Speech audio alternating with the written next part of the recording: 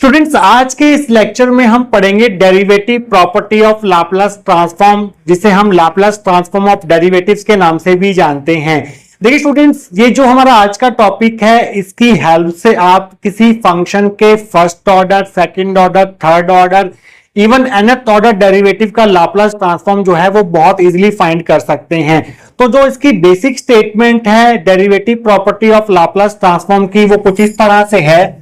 If L of ft is equal to fs, अगर हमारे पास एक फंक्शन है ft और उसका लाप्लास ट्रांसफॉर्म जो है वो fs है, तो इस केस में जो then L of f dash t means function के फर्स्ट ऑर्डर डेरिवेटिव का जो लाप्लास ट्रांसफॉर्म होगा वो कुछ इस तरह से होगा, s L f t minus f of 0। तो ये हमारे पास प्रूफ करना है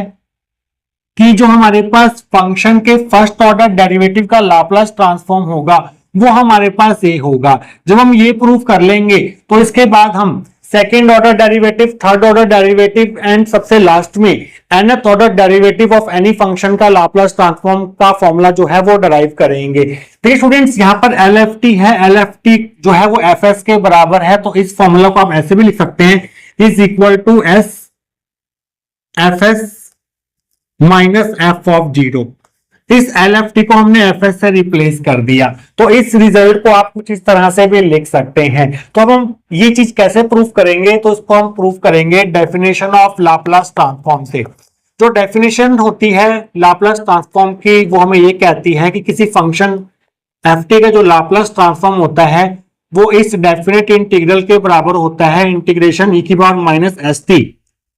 ft dt, और लिमिट्स यहां पर 0 टू इंफिनिटी रहती हैं। बट स्टूडेंट्स, ये तो हमारे पास ft का लाप्लास ट्रांसफॉर्म का फॉर्मूला है। हमें लाप्लास ट्रांसफॉर्म किसका फाइंड करना है, f डैश t का फाइंड करना है। तो हम क्या करते हैं, इसी फॉर्मूला में ft को f डैश t से रिप्लेस कर देते हैं दोनों तरफ। तो इस ft को f डैश t से रिप्लेस कर देते हैं और इस ft को f डैश t से रिप्लेस कर देते हैं, तो ये हमारे पास बन जाएगा। अब स्टूडेंट्स, अब हमें इस डेफिनेट इंटीग्रल को सॉल्व करना है, तो इसे हम सॉल्व करेंगे बाय इंटीग्रेशन बाय पार्ट से, means product rule of integration से या यूवी मेथड ऑफ इंटीग्रेशन से, जो हमें क्या कहता है,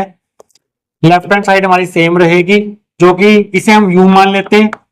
और इसे हम v मान लेते हैं। तो जो हमारा प्रोडक्ट रूल ऑफ इंटीग्रेशन है वो हमें ये कहता है इंटीग्रेशन बाय पार्ट्स, पहले हमारे पास u आएगा, फिर हमारे पास इंटीग्रेशन ऑफ v आएगा, फिर इंटीग्रेशन डेरिवेटिव ऑफ u आएगा, उसके बाद इंटीग्रेशन ऑफ v आएगा, फिर इस पूरी टर्म का इंटीग्रेशन होगा। तो यहां पर हम dt लगा देंगे और यहां पर आप ब्रैकेट लगा सकते हैं। तो u की जगह पर ये पुट कर दो और v की जगह पर ये पुट कर दो, तो आपको क्या मिलेगा, ध्यान से देखिए, L of f dash t is equal to, u की जगह पर हम पुट करेंगे e की पावर माइनस st और v की जगह पर हम पुट करेंगे f डैश t dt। ये आ गया हमारे पास, और यहां पर हम लिमिट जो है वो इस तरह से लगाएंगे, 0 to infinity minus integration 0 to infinity du by dt, u हमारे पास ये है d by dt of e की पावर माइनस st, उसके बाद इंटीग्रेशन v हमारे पास है f डैश t dt, और इस पूरे का हमारे पास यहाँ पर इंटीग्रेशन का dt आ जाएगा यहाँ पर। आइए इसको सॉल्व करते हैं। L of f dash t is equal to e की power minus st f dash t क्या है हमारे पास, f डैश t है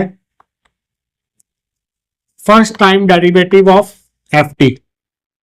तो d by dt of ft है यहाँ पर, और यहाँ पर इंटीग्रेशन का साइन है, तो इस इंटीग्रेशन से डेरिवेटिव जो है वो कैंसिल हो जाएगा और सिंपली हमारे पास ft रह जाएगा। तो यहाँ पर हमारे पास सीधा आप ft लिख सकते हैं। f डैश t का जो इंटीग्रेशन होगा वो हमें ft की वैल्यू देगा, इंटीग्रेशन से फर्स्ट डेरिवेटिव जो है वो कैंसिल हो जाएगा और लिमिट्स यहां पर आ जाएंगे हमारे पास कुछ इस तरह से, 0 टू इंफिनिटी, माइनस इसका डेरिवेटिव क्या होगा हमारे पास, 0 टू इंफिनिटी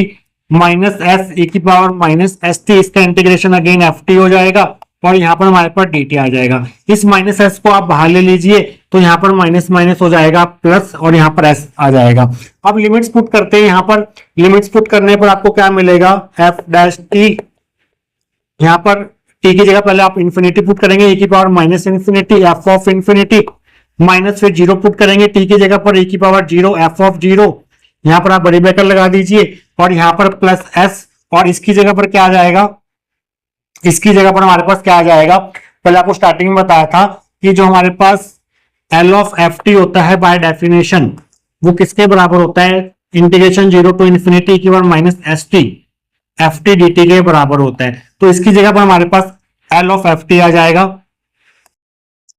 ये आ गया हमारे पास। आइए इसको सॉल्व करते हैं आगे। e की पावर माइनस इंफिनिटी होता है जीरो, तो ये पूरी टर्म जीरो हो जाएगी, e की पावर जीरो होता है हमारे पास वन, तो यहाँ पर माइनस एफ ऑफ जीरो रह जाएगा और इक्वल टू और प्लस में हमारे पास ये है, तो प्लस ये वाली टर्म पहले लिख देते हैं, एस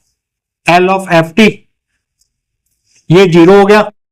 ये जीरो हो गया हमारे पास, और यहाँ पर माइनस एफ ऑफ जीरो बचा, तो ये हमारे पास L of F dash T आ गया। तो फर्स्ट ऑर्डर डेरिवेटिव का जो लाप्लास ट्रांसफॉर्म का फॉर्मूला होता है वो हमारे पास ये होता है, जिसे आप कैसे प्रूव कर सकते हैं, डेफिनेशन ऑफ लाप्लास ट्रांसफॉर्म को यूज करके बहुत इजीली प्रूव कर सकते हैं। तो स्टूडेंट जैसे हमने फर्स्ट ऑर्डर डेरिवेटिव का लाप्लास ट्रांसफॉर्म लिखा है कुछ इस तरह से, इसी तरह से हम सेकंड ऑर्डर डेरिवेटिव का जो लाप्लास ट्रांसफॉर्म है वो लिख सकते हैं। तो यहां पर क्या होगा, ध्यान से देखिए, यहां पर एफ डैश टी है तो यहां पर एफ टी और एफ ऑफ जीरो आ रहा है, तो अगर यहां पर एफ डबल डैश टी है तो यहां पर हमारे पास क्या आएगा, S L of F dash T, एक कम हो जाएगा, यहां पर डबल डेरिवेटिव है तो यहां पर सिंगल डेरिवेटिव आएगा, यहां पर सिंगल डेरिवेटिव था तो यहां पर कोई भी डेरिवेटिव नहीं था, यहां पर डबल डेरिवेटिव है तो यहां पर सिंगल डेरिवेटिव आएगा, और यहां पर हमारे पास एफ डैश जीरो आएगा। तो इस रिजल्ट को देखकर हम ये रिजल्ट जो है वो लिख सकते हैं। यहां पर एल एफ डैश टी की वैल्यू पुट कर देते हैं, तो ये बनेगा हमारे पास L of F dash T is equal to, F dash T की वैल्यू ये है हमारे पास,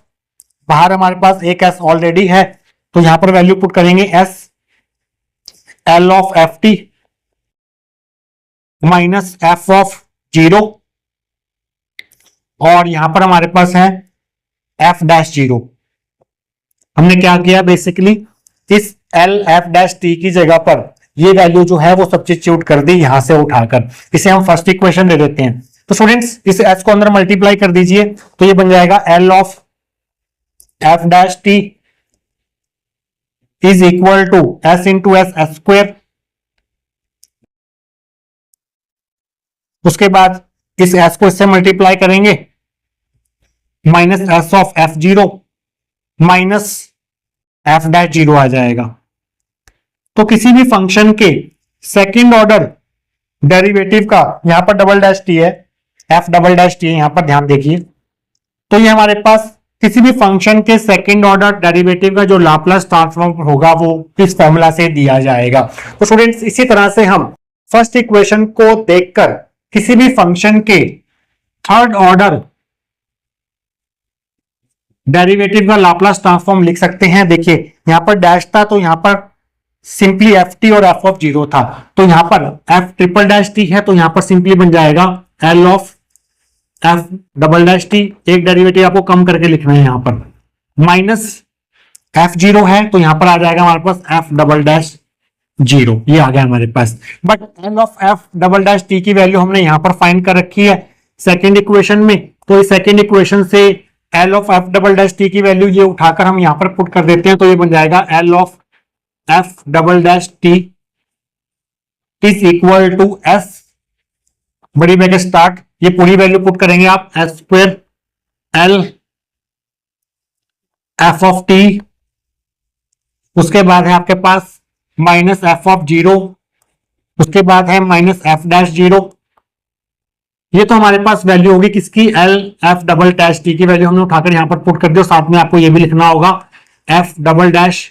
जीरो भी लिखना होगा। इस एस को आप अंदर मल्टीप्लाई कर दीजिए, तो यहां पर क्या बन जाएगा, एस क्यूब बन जाएगा, एस को इससे मल्टीप्लाई करेंगे तो यहां पर एस स्क्वायर आ जाएगा, एस को इससे मल्टीप्लाई करेंगे तो यहां पर एस आ जाएगा। इसको थोड़ा सा अच्छे से लिख देते हैं, यहां पर आप अगेन बड़ी ब्रैकेट लगा सकते हैं, और ये हमारे पास यहां से बड़ी ब्रैकेट हट जाएगी, इसको मैं अच्छे से लिख देता हूं, यहां पर S of F dash zero है हमारे पास यहां पर। तो स्टूडेंट्स किसी भी फंक्शन के थर्ड ऑर्डर डेरिवेटिव का जो लाप्लास ट्रांसफॉर्म होगा वो हमारे पास ये होगा, इसी रिजल्ट को ध्यान में रखते हुए आप nth ऑर्डर डेरिवेटिव का लाप्लास ट्रांसफॉर्म जो है वो लिख सकते हैं। तो ध्यान से देखिएगा, यहाँ पर L F triple dash T है, तो यहाँ पर हमारे पास फाइनल फॉर्मूला लिखने जा रहा हूं मैं। यहाँ पर ध्यान से देखिएगा, L F double triple dash T है, तो अगर हमें nth ऑर्डर डेरिवेटिव का लाप्लास ट्रांसफॉर्म लिखना हो तो कैसे लिखेंगे। यहाँ पर s की पावर 3 है, यहाँ पर 3 था तो यहाँ पर भी 3 है, तो यहाँ पर हमारे पास s की पावर n आ जाएगा, क्योंकि यहाँ पर n है तो यहाँ पर भी n आएगा। अब एल एफ टी यहाँ पर भी है, फर्स्ट ऑर्डर डेरिवेटिव में भी एल एफ टी था, सेकेंड ऑर्डर में भी एल एफ टी था, थर्ड ऑर्डर में भी हमारे पास एल एफ टी है, और nth ऑर्डर में भी हमारे पास एल एफ टी आएगा। तो स्टूडेंट्स आगे देखिए, माइनस एस स्क्वायर। अब यहाँ पर थर्ड ऑर्डर डेरिवेटिव था, तो यहाँ पर s की पावर 2 है, तो यहाँ पर अगर s की पावर n है तो यहाँ पर एक पावर कम हो जाएगी, n माइनस 1 f ऑफ 0 ऐसी रहेगा हमारे पास, क्योंकि यहाँ पर भी f ऑफ 0 है हमारे पास, यहाँ पर भी f ऑफ 0 है, यहाँ पर भी f ऑफ 0 है। उसके बाद हमारे पास है माइनस, यहाँ पर s की पावर 1 है, यहाँ पर थर्ड ऑर्डर डेरिवेटिव था तो यहाँ पर s की पावर 1 है, मींस 2 कम हो गई पावर s की, तो यहाँ पर n है तो यहाँ पर s की पावर 2 कम कर देंगे n में से, तो n माइनस 2 आ जाएगा। यहाँ पर f डैश 0 है, यहाँ भी f डैश 0 है, तो f डैश 0 भी हमारे पास सब में ही आएगा, ये आ जाएगा हमारे पास इस तरह से। तो स्टूडेंट्स यहाँ पर लास्ट टर्म क्या बनेगी हमारे पास, डैश करके, उसके बाद हमारे पास लास्ट टर्म क्या बनेगी, यहाँ पर f डबल डैश है, यहाँ पर f ट्रिपल डैश था, एक डेरिवेटिव कम है सबसे लास्ट टर्म में, तो यहाँ पर n है तो यहाँ पर n माइनस 1 आ जाएगा, और यहां पर आ जाएगा एट 0, t इक्वल टू 0। तो स्टूडेंट्स ये बनेगा हमारे पास Laplace transform of nth order derivative का फॉर्मूला। इस तरह से आप इस टॉपिक को यहां तक करके आएंगे एग्जाम में। तो स्टूडेंट्स आई होप आपको आज का टॉपिक जो है वो अच्छे से क्लियर हुआ होगा। मिलेंगे किसी और important topic related to mathematical physics के साथ। Till then take care.